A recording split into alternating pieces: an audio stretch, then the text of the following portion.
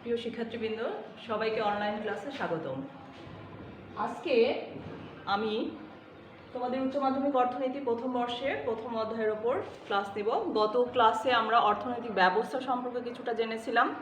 সেখানে আমরা দেখেছিলাম যে আসলে যে সকল প্রাতিষ্ঠানিক কাঠামো ও নিয়ম নীতি দ্বারা কোনো দেশের অর্থ ব্যবস্থা পরিচালিত ও নিয়ন্ত্রিত হয় সেটাকে বলা হচ্ছে অর্থনৈতিক ব্যবস্থা বা ইকোনমিক সিস্টেম। আমরা জানি যে গোটা বিশ্বে 4 ধরনের অর্থ ব্যবস্থা চালু রয়েছে। এগুলোর প্রথমটি হচ্ছে ধনতান্ত্রিক বা পুঁজিবাদী অর্থ ব্যবস্থা, দ্বিতীয়টিকে সমাজতান্ত্রিক বা নির্দেশমূলক অর্থ ব্যবস্থা বলে, 3 নাম্বারটা হচ্ছে মিশ্র অর্থ ব্যবস্থা এবং 4 নম্বর বা সর্বশেষ যে অর্থ ব্যবস্থাটা সেটা হচ্ছে ইসলামী অর্থ ব্যবস্থা। প্রিয় শিক্ষার্থীবৃন্দ, আমরা পর্যায়ক্রমে এই অর্থ ব্যবস্থার বৈশিষ্ট্যগুলো জানার চেষ্টা করব। বৈশিষ্ট্যগুলো জানার প্রেক্ষিতে আমরা বিভিন্ন অর্থ ব্যবস্থার সাথে তুলনা করতে সক্ষম হব। প্রিয় শিক্ষার্থীবৃন্দ, আজকে আমি যে দুইটা অর্থ ব্যবস্থার বৈশিষ্ট্য নিয়ে আলোচনা করব সেটা হচ্ছে প্রথমটি ধনতান্ত্রিক বা পুঁজিবাদী অর্থ ব্যবস্থা বৈশিষ্ট্য এবং দ্বিতীয়টি সমাজতান্ত্রিক বা নির্দেশমূলক অর্থ ব্যবস্থার বৈশিষ্ট্যসমূহ। প্রিয় শিক্ষার্থীবৃন্দ, 1789 সালে ফরাসি বিপ্লবের মধ্য দিয়ে সর্বপ্রথম ইউরোপে ধনতান্ত্রিক বা পুঁজিবাদী অর্থ ব্যবস্থার সূত্রপাত ঘটে। যদিও বিশুদ্ধ ধনতন্ত্র বলে বর্তমানে আর তেমন কোনো দেশই খুঁজে পাওয়া যায় না, তারপরেও এখনও ধনতন্ত্রের বেশ কিছু বৈশিষ্ট্য যেসব দেশের মধ্যে আমরা পাই তাদের মধ্যে যুক্তরাষ্ট্র, ফ্রান্স, জার্মানি এগুলো হচ্ছে উল্লেখযোগ্য। বর্তমানে বিশ্বের বিভিন্ন দেশই মিশ্র অর্থ ব্যবস্থার হচ্ছে সাথে বেশি সম্পর্কযুক্ত।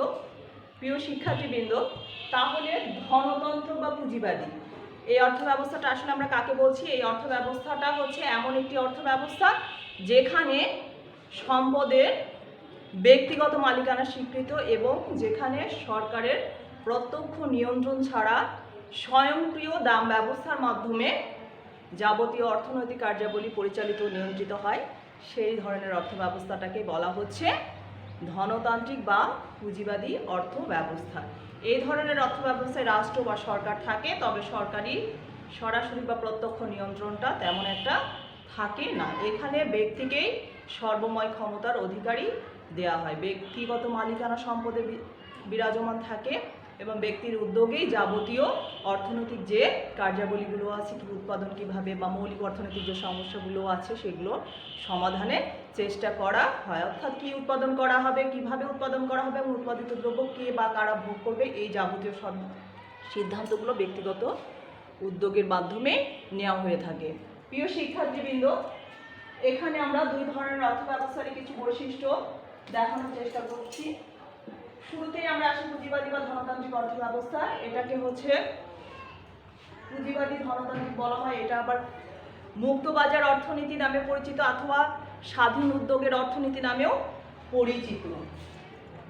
প্রিয় শিক্ষার্থীবৃন্দ, এই অর্থ ব্যবস্থার যে বৈশিষ্ট্যগুলো আমরা দেখতে পাচ্ছি সেখানে আমরা দেখতে পাচ্ছি সম্পদের ব্যক্তিগত মালিকানা। পর্যায়ক্রমে আমরা এগুলো সংক্ষেপে আলোচনা করব।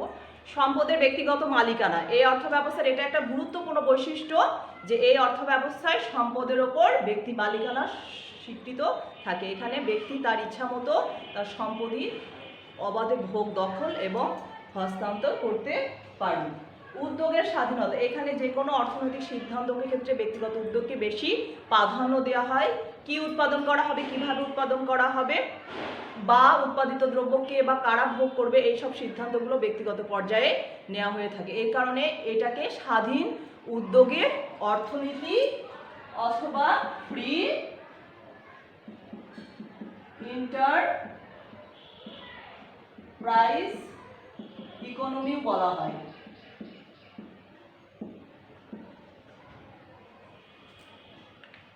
আমরা এটাকে ফ্রি মার্কেট ইকোনমিও বলি। Free market economy. ধনতান্ত্রিক অর্থ ব্যবস্থাটাকে বিভিন্ন নামে আসলে আখ্যায়িত করা যায়। Capitalist economy, free market economy, free enterprise economy, এইগুলো নামে এটাকে আমরা আখ্যায়িত করতে পারি। ভোক্তার স্বাধীনতায় আমরা বললাম যে আসলে এই অর্থ ব্যবস্থায় ভোক্তা স্বাধীন মতো দ্রব্য সামগ্রী ভোগ করতে পারে। কি দ্রব্য বা কতটুকু পরিমাণ ভোগ করবে সেটার ব্যাপারে ভোক্তার ইচ্ছাটাই সবচেয়ে বেশি প্রাধান্য দেওয়া হয় এবং ভোক্তার ইচ্ছা অনুযায়ী দ্রব্যের উৎপাদন করা হয়, যার কারণে এই অর্থ ব্যবস্থাকে ভোক্তাকে সার্বভৌম বলা হয়। ভোক্তার সার্বভৌমত্ব এটা একটা গুরুত্বপূর্ণ বৈশিষ্ট্য। এবার আসি আমরা 4 নম্বর বৈশিষ্ট্য, যেখানে দেখানো হয়েছে যে স্বয়ংক্রিয় দাম ব্যবস্থা। এটাও ধনতান্ত্রিক অর্থ ব্যবস্থার একটা গুরুত্বপূর্ণ বৈশিষ্ট্য। এই অর্থ ব্যবস্থায় দ্রব্যমূল্য নির্ধারণের যে প্রক্রিয়াটা সেটা হচ্ছে স্বয়ংক্রিয়। এখানে যে কোনো দ্রব্য তার চাহিদা যোগানের পারস্পরিক প্রভাবেই কি হয়, নির্ধারিত হয়। এভাবে চাহিদা যোগানের পারস্পরিক প্রতিঘাতের মাধ্যমে দ্রব্য নির্ধারণ হওয়ার প্রক্রিয়াটাকেই আমরা বলছি স্বয়ংক্রিয় দাম ব্যবস্থা। কোনো দ্রব্যের যদি চাহিদা বেশি থাকে, যোগান যদি সেই তুলনায় কম থাকে, তাহলে ওই জিনিসের দামটা বাড়ে। আবার যদি চাহিদার তুলনায় যোগান বেশি থাকে, বাজারে অনেক জিনিস আছে কিন্তু ক্রেতার সংখ্যা কম, সেই অবস্থায় দ্রব্যের দাম কমে। আর যদি চাহিদা যোগান পরস্পর সমান হয় তাহলে কি হয়, বাজার ভারসাম্য প্রতিষ্ঠিত হয়। অবাধ প্রতিযোগিতা। যে কোনো সম্পদের যদি ব্যক্তিগত মালিকানা থাকে তাহলে সেখানে প্রতিযোগিতাও একটা গুরুত্বপূর্ণ বৈশিষ্ট্য হিসেবে দেখা যায়। এই অর্থ ব্যবস্থায় প্রত্যেক ব্যক্তির মূল উদ্দেশ্যই থাকে তার ব্যক্তিগত মুনাফাটা সর্বোচ্চ করা, যার ফলে প্রত্যেকে তার দ্রব্যের গুণগত মান অন্যের থেকে পৃথক বা উৎকৃষ্ট করার প্রতিযোগিতা সর্বক্ষণ লিপ্ত থাকেন। অবাধ প্রতিযোগিতা, যার কারণে এই অর্থ ব্যবস্থার একটা গুরুত্বপূর্ণ বৈশিষ্ট্য। মুনাফা অর্জন। যেখানে প্রতিযোগিতা অবাধ সেখানে মুনাফাটাও তুঙ্গে অবস্থান করে। এখানে ব্যক্তিগত মুনাফাটাই সর্বাধিক গুরুত্ব পায়। ব্যক্তি সবসময় চায় তার মুনাফাটা কিভাবে সর্বোচ্চ হবে, সে সমাজ বা দেশের কল্যাণের কথা বিবেচনায় আনে না। ব্যক্তিগত মুনাফা সর্বোচ্চ করাই তার উৎপাদন ব্যবস্থা বা দ্রব্য সামগ্রী বিক্রয়ের ক্ষেত্রে একমাত্র উদ্দেশ্য হিসেবে কাজ করে। শ্রেণী বিভাজন। এই ধরনের অর্থ ব্যবস্থার ক্ষেত্রে আমাদের সমাজে বিভিন্ন ধরনের শ্রেণী, উচ্চ মধ্যবিত্ত, নিম্নবিত্ত, এই ধরনের শ্রেণী বিভাজন দেখা যায়। শ্রমিক শোষণও পুঁজিবাদী বা ধনতান্ত্রিক অর্থ ব্যবস্থার একটি গুরুত্বপূর্ণ বৈশিষ্ট্য।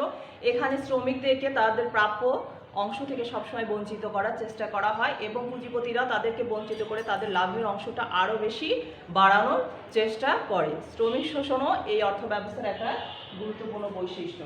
সম্পদের অসম বন্টন। সম্পদের বন্টনটা এ ধরনের অর্থ ব্যবস্থায় অসম হয়ে থাকে, কারণ যেখানে শ্রমিকদের শোষণ করা হয় বা যেখানে সম্পদটা তাদের উৎপাদনের যে উপকরণগুলো আছে, 4টা উপকরণ, তাদের প্রাপ্য অংশ যদি সুষ্ঠু বা সঠিকভাবে বন্টন না করা হয় তাহলে সম্পদ বন্টনের ক্ষেত্রে অসমতা দেখা যায়। এক্ষেত্রে পুঁজিপতিরাই ক্রমাগত সম্পদ বাড়াতে অধিক সম্পদের মালিক হয় এবং নিম্ন শ্রেণীরা আরও গরিব হতে একবারে দরিদ্রতর অবস্থায় পৌঁছায়। এরপরে আসি পুঁজিপতি ও শ্রমিক শ্রেণীর অস্তিত্ব। আসলে এই অর্থ ব্যবস্থায় বিভিন্ন ধরনের শ্রেণী বিভাজন দেখলে মূলত এই 2 ধরনের শ্রেণীর প্রাধান্য বেশি দেখা যায়। একটা হচ্ছে পুঁজিপতি, যারা প্রচুর ধন সম্পত্তির মালিক এবং তারা ক্রমান্বয়ে তাদের সম্পদের পরিমাণ বাড়াতে আরও উচ্চ স্তরে পৌঁছানোর চেষ্টা করে। আর একটা হচ্ছে শ্রমিক শ্রেণী, যারা নিজেদের অবস্থার অবনতি ঘটাতে ক্রমে একেবারে নিম্ন পর্যায়ে নেমে আসে। সম্পদের সুষ্ঠু ব্যবহার। এই অর্থ ব্যবস্থায় এটা গুরুত্বপূর্ণ একটা ভালো দিক হিসেবে আমরা বলতে পারি যে এই অর্থ ব্যবস্থায় যেহেতু উৎপাদনকারী বিভিন্ন প্রতিষ্ঠান বা ব্যক্তির মধ্যে তীব্র প্রতিযোগিতা বিরাজমান করে, এর ফলে প্রত্যেকেই চায় যে তার দ্রব্যের গুণগত মানটা উন্নত করতে এবং তারা অনেক কম দামে তাদের উৎপাদন ব্যয়টা অনেক কমানোর চেষ্টা করে, কিন্তু দ্রব্যের গুণগত মানটা বাড়ানোর চেষ্টায় লিপ্ত থাকে। এর ফলে দেখা যায় যে সম্পদের সুষ্ঠু ব্যবহারটা নিশ্চিত হয়। এই ক্ষেত্রে সম্পদের অপচয়টা অনেক কম হয়। বৃহদায়তন উৎপাদন। এই ধরনের অর্থ ব্যবস্থার সাথে বৃহদায়তন উৎপাদনটাই বেশি সম্পর্কযুক্ত। বড় ধরনের শিল্প কলকারখানা বা আধুনিক উৎপাদন ব্যবস্থার সাথে এরা বেশি সম্পর্কযুক্ত। এখানে ক্ষুদ্র বা মাঝারি আয়তনের উৎপাদন প্রণালী থেকে বৃহদায়তনের উৎপাদনটাই বেশি ভূমিকা রাখে। প্রিয় শিক্ষার্থীবৃন্দ, এইগুলোই মূলত আমরা ধনতান্ত্রিক বা পুঁজিবাদী অর্থ ব্যবস্থার মধ্যে বৈশিষ্ট্যগুলো দেখতে পাই। এছাড়াও আরও কিছু বৈশিষ্ট্য, যেমন মুদ্রাস্ফীতি দেখা যায়, অথবা দেখা যাচ্ছে যে এখানে সামাজিক নিরাপত্তার বিষয়গুলোকে তেমন একটা গুরুত্ব দেওয়া হয় না। এইসব বিষয়গুলো আমরা এই অর্থ ব্যবস্থায় বৈশিষ্ট্যের মধ্যে ব্যাখ্যা করতে পারি। প্রিয় শিক্ষার্থীবৃন্দ, এবার আসি আমরা সমাজতান্ত্রিক বা নির্দেশমূলক অর্থ ব্যবস্থায়। আমরা এটা খুব সহজভাবে মনে রাখতে পারবো যে এই ধনতান্ত্রিক বা পুঁজিবাদী অর্থ ব্যবস্থার ঠিক বিপরীত অর্থ ব্যবস্থাই হচ্ছে সমাজতান্ত্রিক বা নির্দেশমূলক অর্থ ব্যবস্থা।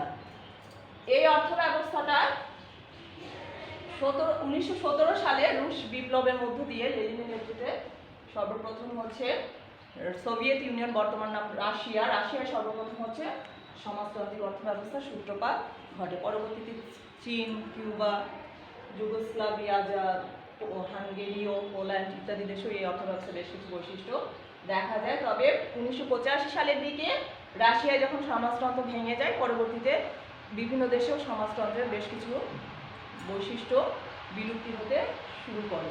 বর্তমানে কিউবা, যুগোস্লাভিয়া, জার্মানি, পোল্যান্ড এইসব দেশে আমরা সমাজতন্ত্রের কিছু কিছু বৈশিষ্ট্য দেখতে পাই। প্রিয় শিক্ষার্থীবৃন্দ, সমাজতন্ত্র হচ্ছে ধনতন্ত্র বা পুঁজিবাদী অর্থ ব্যবস্থার ঠিক বিপরীত অর্থ ব্যবস্থায়। অর্থাৎ কি, আমরা যদি এই অর্থ ব্যবস্থার বৈশিষ্ট্যগুলো জানি পুঁজিবাদী বা ধনতান্ত্রিক, তাহলে এই বৈশিষ্ট্যগুলো ঠিক উল্টো বৈশিষ্ট্যগুলোই হচ্ছে দেখতে পাবো সমাজতান্ত্রিক বা নির্দেশমূলক অর্থ ব্যবস্থায়। প্রিয় শিক্ষার্থীবৃন্দ, আমরা সমাজতান্ত্রিক অর্থ ব্যবস্থায় যে বৈশিষ্ট্যগুলো দেখতে পাচ্ছি সেখানে আছে কি সম্পদের রাষ্ট্রীয় মালিকানা, যেখানে আমরা এখানে দেখেছিলাম যে সম্পদের ব্যক্তিগত মালিকানা। এখানে সমস্ত সম্পদের মালিক হচ্ছে সেই দেশের রাষ্ট্র বা সরকার। সম্পদের এখানে ব্যক্তিগত মালিকানা অনুপস্থিত থাকে, রাষ্ট্রীয় বা সরকারি মালিকানা বিদ্যমান থাকে। সরকারি উদ্যোগটা এখানে এই অর্থ ব্যবস্থায় ব্যক্তিগত উদ্যোগের অনুপস্থিতি লক্ষ্য করা যায়। এখানে সরকারিভাবে সমস্ত অর্থনৈতিক কার্যাবলী কি উৎপাদন করা হবে, কিভাবে কার জন্য, এইসব সিদ্ধান্তগুলো গৃহীত হয়। কেন্দ্রীয় পরিকল্পনাও সমাজতান্ত্রিক অর্থ ব্যবস্থার একটা গুরুত্বপূর্ণ বৈশিষ্ট্য। একটা কেন্দ্রীয় পরিকল্পনা কর্তৃপক্ষ থাকে এবং সেই কর্তৃপক্ষটাই সেই দেশের যাবতীয় অর্থনৈতিক সিদ্ধান্ত সমূহের ব্যাপারে মতামত দিয়ে থাকে এবং তাদের নির্দেশনা অনুযায়ী সেই দেশের অর্থ ব্যবস্থাটা পরিচালিত এবং নিয়ন্ত্রিত হয়। আয় ও সম্পদের সুষম বন্টন এই অর্থ ব্যবস্থার এটাও একটা গুরুত্বপূর্ণ বৈশিষ্ট্য। এখানে বলা হচ্ছে যে প্রত্যেকেই তার যোগ্যতা অনুযায়ী কাজ পাবে এবং কাজ অনুপাতেই পারিশ্রমিক পাবে। অর্থাৎ কি, আমি যদি বেশি পরিমাণ কাজ করি তাহলে আমার পারিশ্রমিক বেশি হবে, আমার আয়টাও বেশি হবে, আর কম পরিমাণের ক্ষেত্রে সেভাবে আমাকে পারিশ্রমিক দেয়া হবে। অর্থাৎ কি, এখানে আয় ও সম্পদের সুষম বন্টন অনেকটাই নিশ্চিত হয়। শোষণহীন সমাজ ব্যবস্থা, এখানে যেহেতু আয় ও সম্পদের সুষম বন্টন থাকে তাহলে এখানে শ্রমিকদের শোষণ করার সুযোগটা খুব কম থাকে, যার কারণে শোষণহীন সমাজ ব্যবস্থা হিসেবেও সমাজতান্ত্রিক অর্থ ব্যবস্থাকে আখ্যায়িত করা হয়।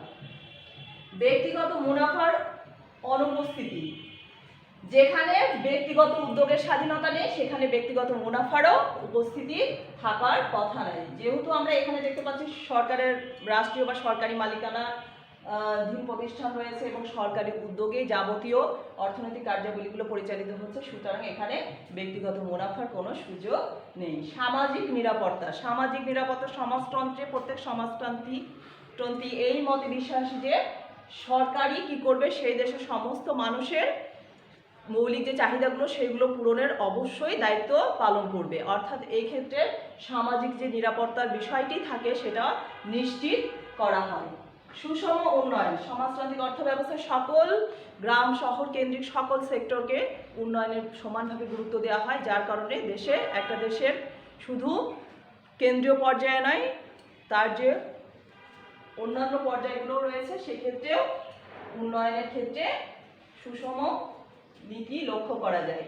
মুদ্রাস্ফীতির অনুপস্থিতি, এখানে যেহেতু সরকারি যে রাষ্ট্রীয় মালিকানা বা সরকারি উদ্যোগে যাবতীয় অর্থনৈতিক কার্যক্রম পরিচালিত হচ্ছে, আবার স্বয়ংক্রিয় দাম ব্যবস্থাও এখানে অনেকটা নিয়ন্ত্রিত বা সরকার নির্ধারিত দাম ব্যবস্থায় প্রচলন থাকে, যার কারণে অতি উৎপাদন বা কম উৎপাদনজনিত সমস্যার সৃষ্টি হয় না, ফলে মুদ্রাস্ফীতিটাও অনেকটাই অনুপস্থিত থাকে। অবাধ প্রতিযোগিতার অভাব, আমরা যে অর্থ ব্যবস্থায় দেখব যে সম্পদের ব্যক্তিগত মালিকানা আছে সেই অর্থ ব্যবস্থায় অবাধ প্রতিযোগিতাও বিদ্যমান থাকবে। যেহেতু এখানে আমাদের ব্যক্তিগত না, সরকারি উদ্যোগ বা সরকারি বা রাষ্ট্রীয় মালিকানাই আমরা দেখতে পাচ্ছি, যার কারণে এখানে প্রতিযোগিতাটা তুলনামূলকভাবে কম থাকে, অবাধ থাকে না। সর্বাধিক সামাজিক কল্যাণ, এটা হচ্ছে এই অর্থ ব্যবস্থার আরেকটা গুরুত্বপূর্ণ দিক বা বৈশিষ্ট্য। আসলে সমাজতান্ত্রিক অর্থ ব্যবস্থার যেমন সবচেয়ে মূল লক্ষ্যই থাকে সমাজের বা দেশের কল্যাণটাকে সর্বাধিক পর্যায়ে নিয়ে যায়। এখানে ব্যক্তিগত কল্যাণ বা ব্যক্তিগত মুনাফাটাকে বেশি গুরুত্ব দেওয়া হয় না। কিভাবে দেশটার অর্থনৈতিক ব্যবস্থা বা অর্থনৈতিক সমস্যাগুলো এমনভাবে সমাধানের চেষ্টা করা হয় যার মূল লক্ষ্য থাকে সেই দেশের সর্বোচ্চ সামাজিক কল্যাণটা নিশ্চিত করা। প্রিয় শিক্ষার্থীবৃন্দ, তাহলে আমরা এই পাশাপাশি দুই অর্থ ব্যবস্থার বৈশিষ্ট্যগুলোর প্রেক্ষিতে এদের মধ্যে তুলনা বা এই বৈশিষ্ট্যগুলোর প্রেক্ষিতে আমরা এটাও জানতে পারবো যে কিভাবে এই দেশগুলোতে তাদের অর্থনৈতিক সমস্যা সমাধানের চেষ্টা করা হয়। প্রিয় শিক্ষার্থীবৃন্দ, পরবর্তী ক্লাসে আমরা আরও দুটো অর্থ ব্যবস্থার বৈশিষ্ট্যগুলো নিয়ে তোমাদের সাথে দেখা হবে। এ পর্যন্ত সবাই ভালো থাকো, সুস্থ থাকো। সবাইকে অনেক ধন্যবাদ।